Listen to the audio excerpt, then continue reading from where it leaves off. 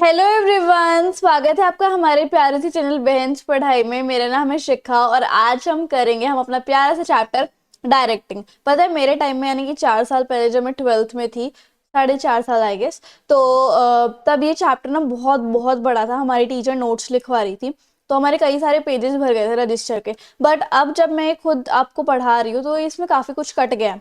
मतलब 2023 और 24 का जो सिलेबस है, काफ़ी कुछ कट गया है इसमें से और आपके लिए बहुत आसान बना दिया। आप लकी हो वैसे। ओके, सो आज हम स्टार्ट करें अपना चैप्टर डायरेक्टिंग विदाउट एनी देरी। कोई भी डाउट है तो आप मुझे इंस्टाग्राम पे फॉलो करके डीएम कर सकते हो। I will reply as soon possible. And ये नोट्स चाहिए प्यारे प्यारे तो आपको टेलीग्राम पे मिल जाएंगे, फ्री में डाउनलोड कर लेना, ठीक है। इंस्टा एंड टेली की लिंक आपको डिस्क्रिप्शन बॉक्स में मिल जाएगी। वैसे डायरेक्टिंग होता क्या एक्चुअल में, ठीक है, तो हम ये देखेंगे।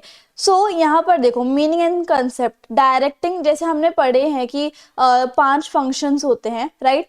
कौन कौन से होते हैं? लाइक हमने स्टाफिंग पढ़ा है, कंट्रोलिंग पढ़ा है, डायरेक्टिंग हम पढ़ेंगे, प्लानिंग पढ़ेंगे। प्लानिंग हमने पढ़ ही लिया है, ठीक है। Planning, organising, staffing, directing, controlling, यही सब होते हैं, तो उसमें से एक डायरेक्टिंग भी है।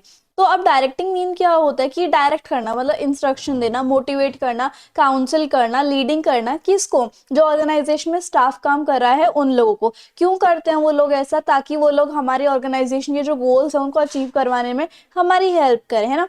डायरेक्टिंग जो है वो एक मैनेजरियल का फंक्शन है, ठीक है, मैनेजमेंट का एक फंक्शन है जो कि मैनेजर परफॉर्म करते हैं। और प्लानिंग, ऑर्गेनाइजिंग, स्टाफिंग, कंट्रोलिंग तो करते हैं, लेकिन साथ के साथ डायरेक्टिंग भी करते हैं। डायरेक्टिंग में जैसे फिल्म बनाते वक्त डायरेक्टर होता है ना। डायरेक्टर क्या करता है, बताता है कि भाई अब ऐसे करो, अब ऐसे करो, अब ऐसे करो, इस सीन में ऐसे होगा, उस सीन में ऐसे होगा, यहाँ पर ऐसे करो, यहाँ पर ये चेंजेस करो। वैसे ही डायरेक्टिंग होता है मैनेज कंपनीज वगैरह में, कि हम जैसे कर रहे हैं, जैसे मोटिवेट कर रहे हैं, काउंसिल कर रहे हैं, लोगों की बात सुन रहे हैं, उनको इंस्ट्रक्ट कर रहे हैं, लीडिंग कर रहे हैं, तो वही डायरेक्टिंग होता है, ठीक है। अच्छा, टॉप एग्जीक्यूटिव से लेकर जैसे लेवल्स ऑफ मैनेजमेंट पढ़े ना। जो टॉप एग्जीक्यूटिव होता है और जो सुपरवाइजर होता है वो सारे के सारे इस डायरेक्टिंग के फंक्शन को लाइक परफॉर्म करते हैं। और बेसिकली ये सुपीरियर टू सबॉर्डिनेट होता है, कि सुपीरियर जो है अपने सबॉर्डिनेट को इंस्ट्रक्ट करता है, काउंसिल करता है, मोटिवेट करता है, ठीक है। डायरेक्टिंग एक कंटिन्यूस प्रोसेस है जो कि टॉप लेवल से डाउनवर्ड्स लेवल तक आता है और ये एक ऑर्गेनाइजेशन हायरार्की बन जाती है, ठीक है। तो दिस इज अबाउट डायरेक्टिंग। हमें इसके फंक्शंस नहीं पढ़ने हैं, इसकी इंपॉर्टेंस पढ़नी है। सबसे पहले देखो इनिशिएट एक्शन, इसमें क्या होता है? जैसे हम लोगों को मोटिवेट करते हैं, काउंसिल करते हैं, कि इंस्ट्रक्ट करते हैं कि अब तुम्हें ऐसे से करना है। तो जब हम ये सब चीज़ें उनको बताएंगे कि भाई अब तुम्हें ये काम करना है, तभी तो कोई एक्शन हो पाएगा, तभी तो कोई काम हो पाएगा, है ना।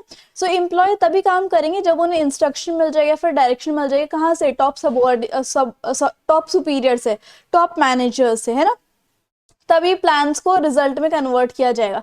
Integrate employ effort. अब जितनी भी ऑर्गेनाइजेशन में काम करने वाले लोग हैं वो सारे के सारे इंस्ट्रक्शन पाने के बाद एक्टिविटीज करेंगे, काम करेंगे, और जब सबके एक्टिविटीज हम मिला देंगे तो हमारा गोल जो है अचीव हो जाएगा। डायरेक्टिंग की वजह से ही, इंस्ट्रक्शन देने की वजह से ही तो लोग काम करेंगे कंपनी के, और तभी गोल अचीव होगा। उसके बाद मीन्स ऑफ मोटिवेशन। डायरेक्टिंग में सबसे मेन जो है वो सबॉर्डिनेट्स को या फिर स्टाफ मेंबर को मोटिवेट करना होता है, ताकि वो बहुत अच्छे से काम करे, अपना मैक्सिमम एफर्ट दे, ठीक है। वो ये ना समझे कि ये मेरा काम नहीं है, ये तो कंपनी के लिए मैं काम कर रहा हूँ, ऐसा ना समझे, अपना काम समझ के वो काम करे, ठीक है। Facilitate change. अब क्या होता है मार्केट में या फिर हमारे इन्वायरमेंट में बहुत सारे न्यूमरस ऑफ चेंजेस आते रहते हैं, और चेंज किसको पसंद है ना, लेकिन हमें फिर भी चेंजेस के साथ अडेप्ट करना होता है।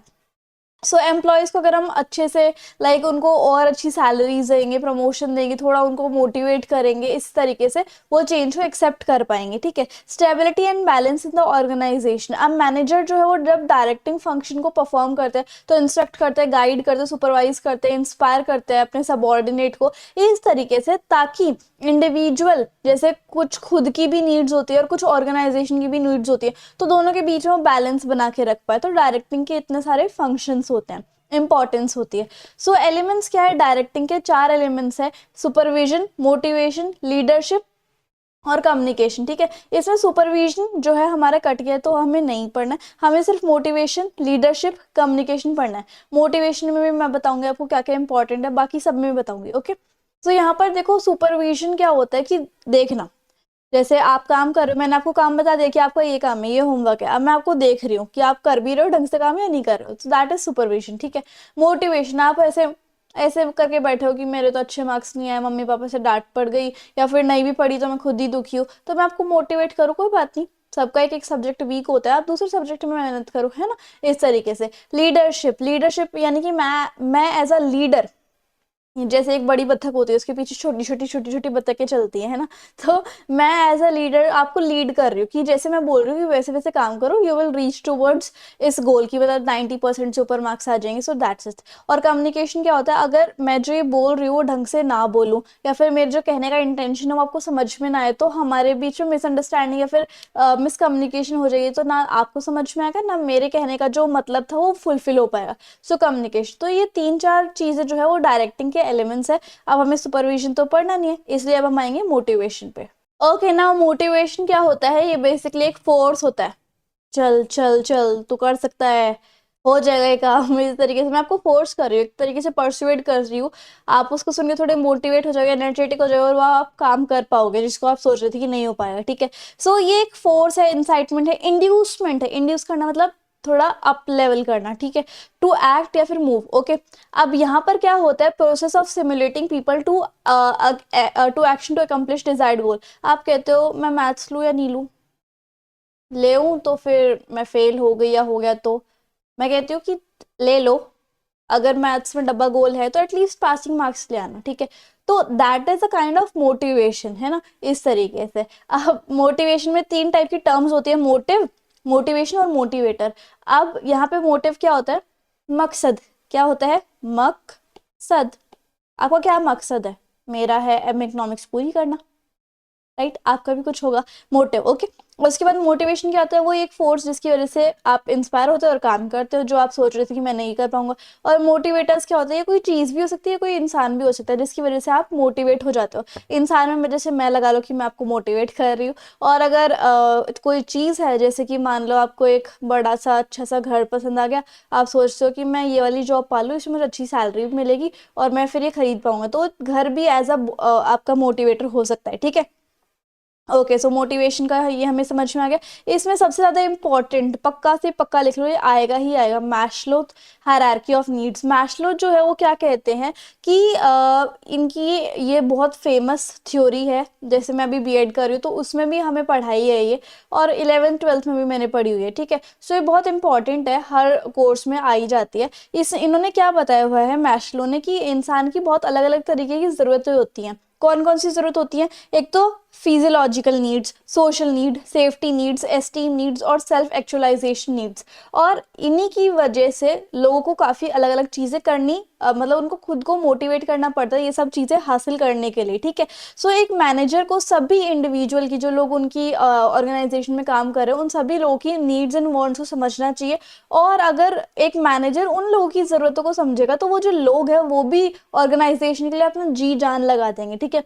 सो अब यहाँ पर देखो, सबसे पहले जो नीड होती है वो है बेसिक फिजियोलॉजिकल नीड्स। अब बेसिक फिजियोलॉजिकल नीड एक इंसान की क्या होती है कि उसे जो रोटी कपड़ा मकान, जो बेसिक नीड्स है, शेल्टर वाटर, ये सारी चीजें जो है उसको मिल जाए। और ये सारी चीजें उसको कैसे मिलेगी, जब कंपनी जो है उनको मॉनेटरी इंसेंटिव देगी, या फिर उन्हें अच्छी सैलरी वगैरह देगी, कंफर्टेबल वर्किंग कंडीशंस देगी, ठीक है। दूसरी जो इंसानों की नीड होती है वो सेफ्टी या फिर सिक्योरिटी नीड्स होती है। इसमें क्या होता है, सेफ्टी या सिक्योरिटी की, लोग जो है उनको फिजिकल और इमोशनल हार्म ना पहुंचे, कोई उनके साथ मार पिटाई ना करे, कोई उनको इमोशनली हार्म ना पहुंचा दे।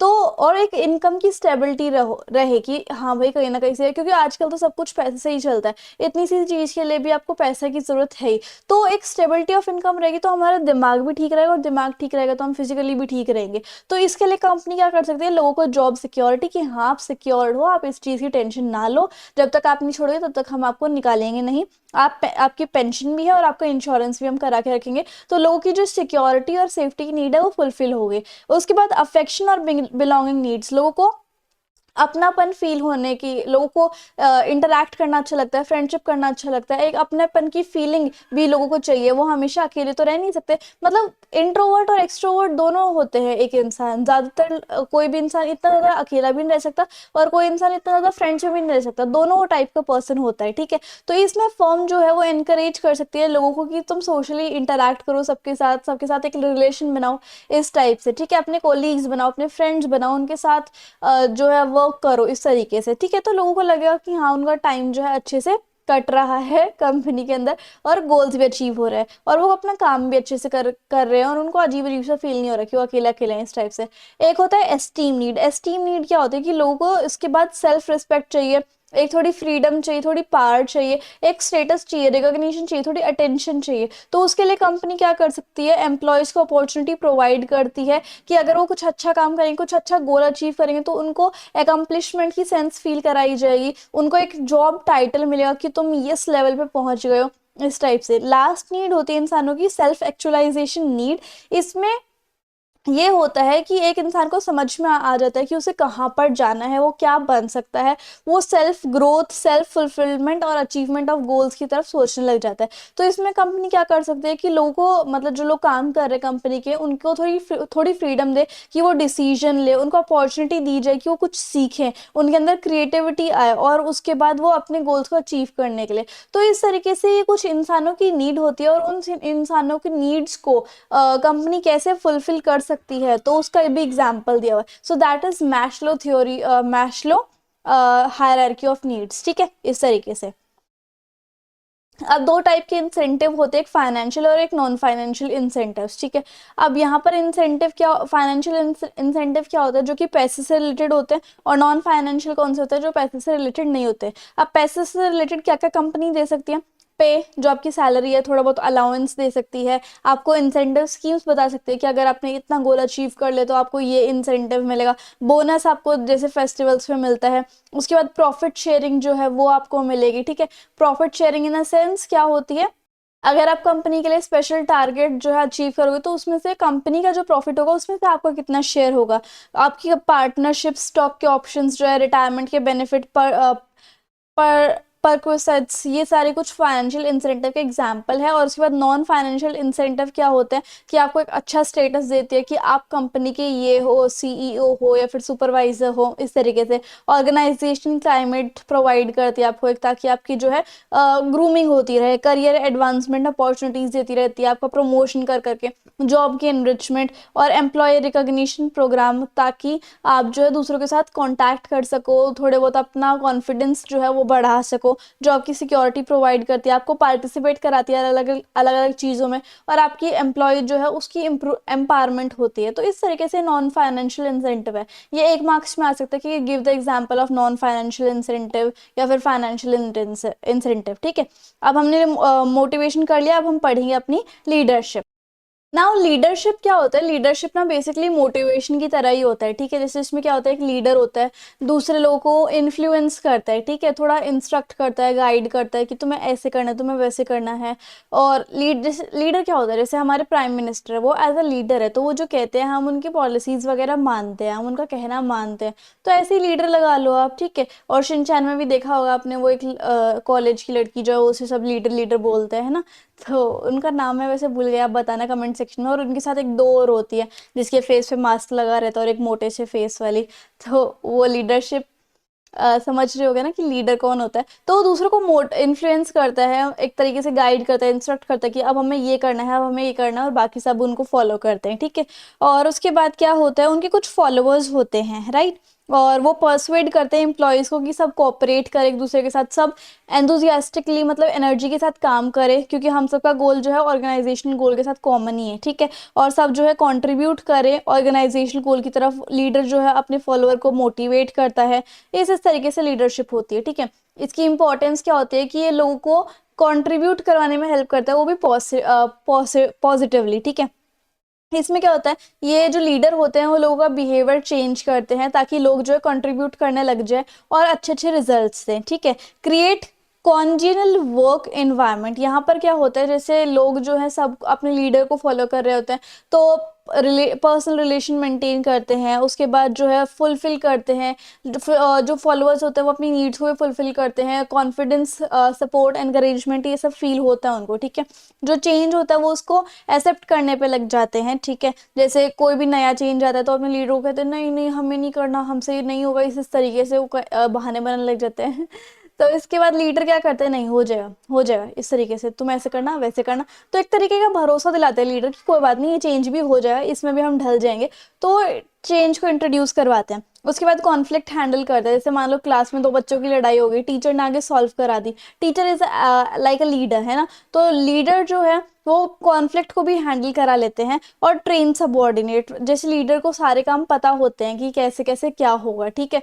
तो इसमें एक वर्ड है सक्सेसर। सक्सेसर मतलब क्या होता है, कोई इंसान, कोई पर्सन या फिर कोई ऐसी चीज जो किसी के बाद आई है और उसकी जगह ले ली, ठीक है। जैसे मान लो मैं एक कुर्सी पे बैठी हुई हूँ, मेरे बाद कोई आता है और वो मेरी कुर्सी ले लेता है, ठीक है। तो इस तरीके से ट्रेन सबऑर्डिनेट्स। अब यहाँ पर क्या होता है, लीडर है, लीडर के बाद कोई और आता है अपॉइंटमेंट के लिए और लीडर की जगह ले लेता है, लीडर का कोई प्रमोशन हो गया, इस तरीके से। तो वो प्रमोट ट्रेन भी करते हैं अपने सबऑर्डिनेट को। अब स्टाइल ऑफ लीडरशिप, लीडरशिप के भी कुछ स्टाइल्स होते हैं। अब लीडर जो है जरूरी थोड़ा है ना उसका एक जैसा बिहेवियर हो, सारे लीडर्स का अलग अलग बिहेवियर होता है। तो उनके बिहेवियर पैटर्न को देख के तीन स्टाइल्स चुने गए हैं लीडरशिप के, जो हमें पढ़ने हैं।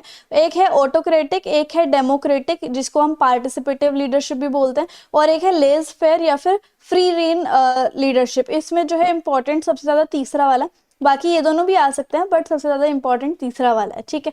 तो सबसे पहले हम पढ़ेंगे ऑटोक्रेटिक या फिर नाउ ऑथोरिटेरियन लीडर्स या फिर ऑटोक्रेटिक लीडर्स कौन से होते हैं। ये जो है सीधा ऑर्डर देते हैं, ये काम है तुम्हें मानना है, इस ऑर्डर को कंप्लीट करो, ठीक है। वो अपनी खुद की पॉलिसी सेटअप कर लेते हैं, ग्रुप को बता देते हैं, ग्रुप से कंसल्ट भी नहीं करते कि हमें ये करना चाहिए या नहीं करना चाहिए। बस वो क्या करते हैं, वो फ्यूचर प्लान के बारे में भी इंफॉर्मेशन नहीं देते कि हम फ्यूचर में ऐसे ऐसे करें या फिर नहीं करें, इस तरीके से, ठीक है। इमीडिएटली कोई भी प्लान आता है वो फटाफट बता देते हैं कि तो अब तुम्हें ये सारे काम करने हैं, ठीक है। और जितनी भी डिसीजन मेकिंग की पावर है वो सिर्फ लीडर के हाथ में होती है। वो अपने सबऑर्डिनेट को फ्रीडम तक नहीं देते कि तुम्हारा क्या मानना है, तुम्हारे क्या डिसीजन है, इस तरीके से, ठीक है। इस तरीके से। और it is like bossing people around, ये जो है बॉस करने का तरीका होगा कि मैं ही हूँ जो भी हूँ, है ना। और ये स्टाइल वैसे तो रेयर ओकेजन में फॉलो होता है, ऐसे यहाँ पर लिखा हुआ है, but I think real life में शायद ये ज्यादा फॉलो होता हो, ऑटोक्रेटिक बॉस वाला, है ना, इस तरीके से। और ये सिचुएशन या फिर ये लीडरशिप स्टाइल तब फॉलो होता है जब डिसीजन मेकिंग के लिए इतना टाइम ना बचा हो, ठीक है। और जब लीडर को ही सबसे ज्यादा नॉलेजेबल पर्सन माना जाए जाए एक ग्रुप में। दूसरा होता है डेमोक्रेटिक या फिर पार्टिसिपेटिव लीडर। इसमें क्या होता है, ये सिर्फ तभी ऑर्डर देते हैं जब वो सारे ग्रुप मेंबर से कंसल्ट कर लेते हैं, सारी पॉलिसीज पे सबका वो ले लेते हैं और ग्रुप को एक्सेप्ट हो कि हाँ हम यही काम करेंगे, तब वो जाके काम करते हैं। वो कभी भी लोगों से ये नहीं पूछते कि तुम्हारे लॉन्ग टर्म प्लान्स क्या है वगैरह वगैरह जिस पे तुम काम कर रहे हो। वो सबसे बड़े डिसीजंस लेते हैं कि तुम्हारा क्या मानना है इस बारे में, और जब सबको एक चीज बेटर लगती है तभी वो काम होता है, ठीक है। इससे क्या होता है, एटीट्यूड जो है एम्प्लॉयज का वो बदल जाता है, जॉब के प्रति, ऑर्गेनाइजेशन के प्रति उनका कॉन्फिडेंस बढ़ जाता है कि हाँ भाई हमें भी पूछा जा रहा है, उनका मोरल बढ़ जाता है, ठीक है। और इससे क्या होता है, म्यूचुअल बेनिफिट होता है। इससे लोग जो है या फिर सब लाइक जो एम्प्लॉयज होती हैं वो टीम का एक पार्ट बन जाते हैं, है ना। और उसके बाद उनकी जो डिसीजन मेकिंग स्किल्स होती हैं वो भी बढ़ जाती हैं, ठीक है। और ये कब अप्लाई करनी चाहिए हमें ये वाली लीडरशिप स्टाइल, जब ग्रुप मेंबर्स जो हैं या फिर जो आपकी कंपनी में लोग काम कर रहे हो काफ़ी ज़्यादा स्किल्ड हो और वो अपने आइडियाज शेयर करने लायक हो, या फिर वो बहुत अपनी नॉलेज बांटते फिरते हो। तो इस तरीके से उनको मौका देना चाहिए, क्या पता उनके दिमाग से एक ऐसा आइडिया मिल जाए जिससे कि कंपनी की तख्ता पलटी हो जाए, मतलब बिल्कुल ही अलग कंपनी बन जाए, बिल्कुल ही A1 कंपनी बन जाए, ठीक है, इस तरीके से, ओके। और जब आपके पास बहुत टाइम हो कंट्रीब्यूट करने के लिए, प्लान्स को बनाने के लिए और बढ़िया से बढ़िया प्लान को एग्जीक्यूट करने में, ओके। उसके बाद तीसरा आता है लेज फेयर या फिर फ्री रेन लीडर। अब यहाँ पर क्या होता है, एक फ्री रेन लीडर कौन होता है, जो कि अपने सबऑर्डिनेट को खुली लाइक फ्रीडम देता है। वो लीडर जो है पावर का यूज नहीं करते हैं, वो अपने ग्रुप के ऊपर डिपेंड रहते हैं, कि वो कहते हैं कि जो ग्रुप के मेंबर्स हैं वो ही गोल्स बनाएंगे, वो ही अपनी प्रॉब्लम को सॉल्व करेंगे, वो ही अपनी प्रॉब्लम पे के ऊपर वर्क करेंगे। ग्रुप मेंबर जो खुद में ही काम करते रहते हैं अपनी चॉइस के साथ, अपनी कॉम्पिटेंस के साथ। इसमें आप गूगल का एग्जाम्पल लगा सकते हो। गूगल जो वो ये कहता है कि जब तुम्हारा मन करे तुम काम करना, तुमसे कोई पूछने वाला नहीं होगा कि तुमने काम आज कुछ काम किया या नहीं किया, पर वो एक डेडलाइन दे देते हैं कि तुम्हें इस टाइम तक ये काम हमें करके देना है, इस टाइप से, ठीक है। हमने सब पढ़ लिया, एक लास्ट चीज बस कम्युनिकेशन की बची है, then our chapter will be completed, okay. Now communication क्या होती है, बातें करना, ठीक है। सेंडर जो है और रिसीवर को कोई मैसेज ट्रांसफर कर रहा है, लाइक मैं I am the sender, you are the receiver, I am transmitting my message through a language that is communication, ठीक है. So that is the process of sending the information from sender to receiver, so that is communication, है ना. और पूरी पूरी organisation जो है communication skills के ऊपर ही डिपेंड है. जितना ज़्यादा सुपीरियर्स की कम्युनिकेशन स्किल्स अच्छी होगी उतना ज़्यादा काम अच्छे से होगा, और अगर ज़रा सी भी कोई बैरियर आए कम्युनिकेशन के बीच में तो काम जो है बिल्कुल चेंज हो जाएगा इस तरीके से. अब एलिमेंट्स क्या कम्युनिकेशन प्रोसेस के, ये भी इंपॉर्टेंट है. इसमें एक सेंडर होता है जो कि अपने, जैसे मैं हूँ, मैं बातें कर रही हूँ आपसे, कोई मैसेज आप तक पहुंचाना चाहती हूँ तो मैं एक सेंडर हूँ, ठीक है. मैसेज, मैं क्या बोलना चाहती हूँ, कम्युनिकेशन के बारे में बोलना चाहती हूँ, तो कम्युनिकेशन इज माई मैसेज, जिसमें मेरे आइडियाज है, फीलिंग्स है, सजेशन, ऑर्डर है, इस तरीके से. एनकोडिंग, मैं अपने मैसेज को कन्वर्ट कर रही हूँ कुछ कम्युनिकेशन सिंबल्स में, जैसे मैं अपने सिंबल्स यूज कर रही हूँ, अपने हैंड के जेस्चर्स यूज कर रही हूँ, फिंगर्स, सॉरी आईज यूज कर रही हूँ आपको समझाने के लिए. So that is encoding. ये मैसेज को कन्वर्ट करता है into some symbols, words, pictures, gestures. Media, media is YouTube, की यूट्यूब के तरीके से आप मेरे जो मैसेज, जो एनकोडेड मैसेज है उसको समझ पा रहे हो. And that could be, media could be face to face भी हो सकता है, फोन कॉल भी हो सकता है, इंटरनेट भी हो सकता है, जिसकी वजह से आपको वो मैसेज मिल रहा है. डिकोडिंग, आप जो हो क्या कर रहे हो, उस जो एनकोडेड सिंबल्स हैं, जो मैसेज है उसको लाइक उधेड़ रहे हो, उसको समझने की कोशिश कर रहे हो. रिसीवर, आप तक मैसेज जो है वो पहुंच गया है, आपको समझ में आ गया, आप फीडबैक प्रोवाइड कर रहे हो कि हाँ जी हमें समझ में आ गया, कमेंट सेक्शन में लिख रहे हो. और अगर बीच में कोई खटखट या फिर बाहर बच्चों की आवाज़ आ रही है, फिर मोटरसाइकिल आ गई, तो फिर नॉइज़ हो रही है, तो आपको कम्युनिकेशन अच्छे से समझ में नहीं आएगी, तो नॉइज़. तो ये 8 कुछ एलिमेंट्स होते हैं कम्युनिकेशन के, ठीक है जी. उसके बाद आप क्या होता है, दो टाइप की कम्युनिकेशन होती है, एक फॉर्मल और एक इनफॉर्मल. फॉर्मल जो है वो एक चेन ऑफ कमांड को फॉलो करती है, ठीक है. आपने बहुत सारे प्रिंसिपल्स पढ़े हैं अभी मैनेजमेंट के, राइट, फर्स्ट चैप्टर में, तो उसमें आपको चेन ऑफ कमांड समझ में आ गया होगा. ये एक ऑफिशियल टाइप की कम्युनिकेशन होती है, ऑफिशियल मैटर में की जाती है, रिटन और ओरल दोनों हो सकती है, पर इसको रिकॉर्ड किया रहता है, फाइल किया जाता है. अब इसमें भी 3 टाइप है. एक वर्टिकल फॉर्मल कम्युनिकेशन होती है, जिसमें क्या होता है, वर्टिकल यानी स्टैंडिंग. इसमें क्या होता है, यहाँ पर जो सुपीरियर होता है, सुपीरियर से जो कम्युनिकेशन या फिर मैसेज होता है वो सबऑर्डिनेट तक जाता है. जैसे कोई नोटिस पास करना हो गया, या फिर कोई गाइडलाइन इशू करनी है, या फिर कोई काम उनको देना है सबऑर्डिनेट्स को, तब वर्टिकल फॉर्मल कम्युनिकेशन यूज होती है. एक होती है अपवर्ड. अब जैसे सबऑर्डिनेट को सुपीरियर तक कोई बात पहुंचानी, कोई एप्लीकेशन देनी, कोई रिपोर्ट सबमिट करनी, तो अपवर्ड फॉर्मल कम्युनिकेशन होगी. एक होती है हॉरिजॉन्टल, जिसमें ऐसी वाली, जिसमें डिपार्टमेंट 1 से लेकर डिपार्टमेंट 2 तक कोई इंफॉर्मेशन सेंड हो रही है. और ये पॉपुलर कम्युनिकेशन नेटवर्क, इसमें देखो सिंगल चेन है, व्हील है, सर्कुलर है, फ्री फ्लो है, इन्वर्टेड वी है. तो ये कुछ फॉर्मल कम्युनिकेशन के कुछ नेटवर्क स्टाइल है जो कि हमें डिटेल में नहीं पढ़ने, ठीक है. और उसके बाद फॉर्मल कम्युनिकेशन के बारे में हम बात करेंगे, सॉरी इनफॉर्मल के बारे में.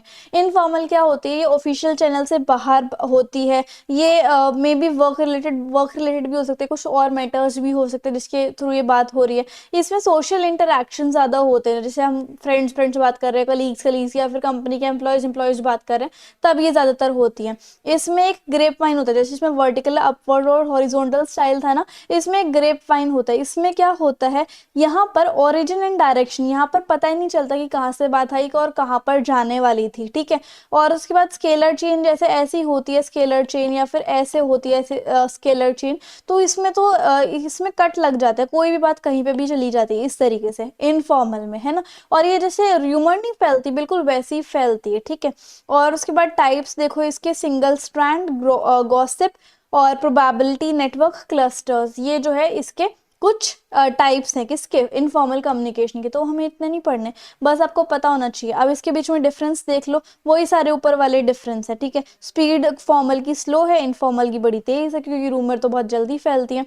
फॉर्मल का एक डेफिनेट पाथ है कि यहाँ से आई है तो यहाँ पर ही जाएगी. इनफॉर्मल का कोई पाथ ही नहीं है. इस तरीके से मीनिंग जो है वो इसकी ये ऑफिशियल होती है, इनऑफिशियल होती है. नेचर जो है ये ज़्यादा रिजिड होती है, इसको मॉडिफाई नहीं किया रहता है, ये फ्लेक्सिबल होती है, इंडिविजुअल टू इंडिविजुअल वेरी करती है. एक्सप्रेशन, ये रिटन फॉर्म में होती है, और ये जो है ज़्यादातर ओरल फॉर्म में होती है. अब हमारा एक लास्ट टॉपिक बचा है कि भाई कम्युनिकेशन करते वक्त भी बहुत सारी अड़चनें आ जाती है, बहुत सारी रुकावटें आ जाती हैं, जिनको हम बैरियर्स बोलते हैं. तो इफेक्टिव कम्युनिकेशन में कौन कौन से बैरियर्स होते हैं, 4-5 टाइप के बैरियर होते हैं. सबसे पहला होता है हमारा सिमेंटिक बैरियर. सिमेंटिक बैरियर्स कौन से होते हैं वो देख लेते हैं. Now the first barrier is semantic barrier. Semantic barriers कौन से होते हैं, ये कुछ ऐसी प्रॉब्लम के साथ लाइक कंसर्न्ड होते हैं, जिसमें हम एनकोडिंग नहीं कर पाते मैसेज की या फिर डिकोडिंग नहीं कर पाते, ठीक है। तो सिमेंटिक बैरियर्स कैसे हो सकते हैं? एक तो आपका मैसेज ही बहुत बुरी तरीके से एक्सप्रेस होता है कि मतलब आप कुछ जो कहना चाहते थे वो अच्छे से कन्वे नहीं हो पाया, ठीक है। और जो वर्ड्स होते हैं लोग उसके डिफरेंट मीनिंग समझ लेते हैं, और जो ट्रांजेक्शन्स होती हैं, जो फॉल्टी ट्रांसलेशंस होती हैं, उसकी वजह से रॉन्ग मैसेज समझ लिए जाते हैं। आपका इंटरप्रिटेशंस अलग लोग अलग अलग तरीके से इंटरप्रेट कर लेते हैं, जिसकी वजह से कंफ्यूजन हो जाती है। आप कई बार टेक्निकल वर्ड्स यूज कर देते हैं जिसको आप जैर्गन बोलते हैं, तो वर्कर्स के द्वारा समझा नहीं जाता। एक होता है साइकोलॉजिकल और इमोशनल बैरियर। इसमें क्या होता है, एक तो साइकोलॉजिकली या फिर इमोशनली आप जो है like judgement before listening leads to misunderstanding. इसमें क्या होता है, आप सुनने से पहले ही जजमेंट दे देते हो, तो ये मिसअंडरस्टैंडिंग होती है, ठीक है। Lack of attention, poor listening में डिसअपॉइंट द एम्प्लॉयज। आप अच्छे से अटेंशन नहीं दे रहे हो, अच्छे से सुन नहीं रहे हो, तो इसके बीच में इससे क्या होता है, आप डिसअपॉइंट हो जाओगे, है ना।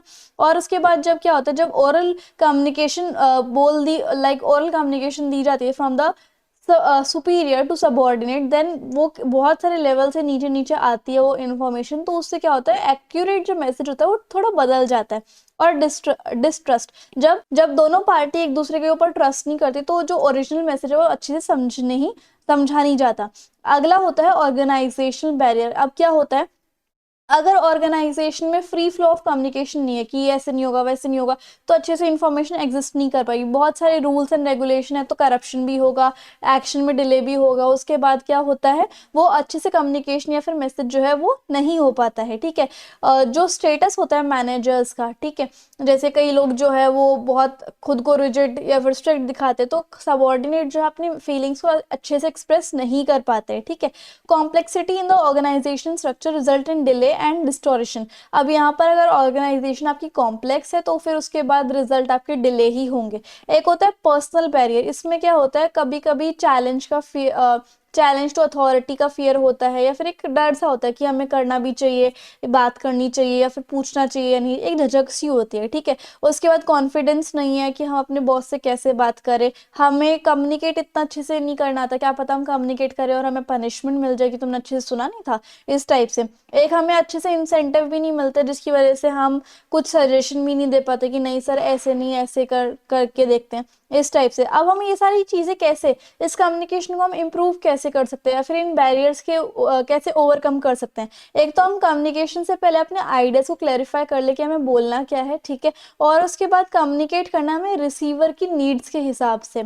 आप कम्युनिकेट करने से पहले थोड़ा कंसल्ट कर लो कि यार मैं बोलूँ क्या उनको, ऐसे इस टाइप से। आप अपनी लैंग्वेज टोन, एक टोन का ना बहुत असर होता है। एक तो एक ही मैसेज एक रूड टोन में बोला जाए, एक अच्छी सॉफ्ट टोन से बोला जाए, तो उसका बहुत फर्क होता है। कंटेंट ऑफ का मैसेज आपका अवेयर होना चाहिए, आपको प्रॉपर फीडबैक देना चाहिए कि हाँ जी आप समझ गए, ठीक है।